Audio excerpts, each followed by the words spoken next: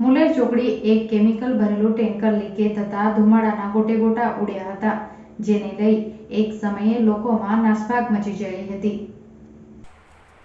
વાગરાના મુલેર ગામ ખાતે રાત્રિના આશરે 10:30 વાગ્યાના અરસામાં દહેજ આમોદને જોડતા માર્ગ ઉપર આવેલી મુલેર ચોકડી ખાતે એક કેમિકલ ભરેલું ટેન્કર લીકેજ થયું હતું.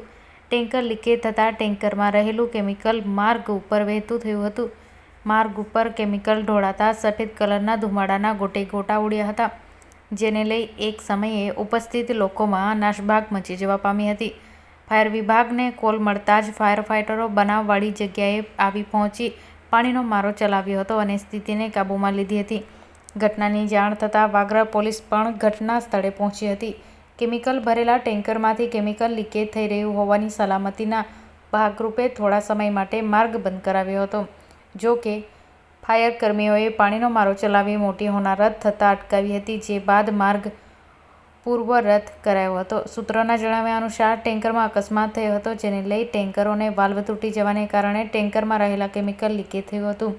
બનાવવાળી જગ્યાએ ઉપસ્થિત પ્રત્યદર્શી અને સૂત્રોના જણાવ્યા અનુસાર કેમિકલ લીકેજ થતાં ગભરાહટનો માહોલ ઉદ્ભવ્યો હતો.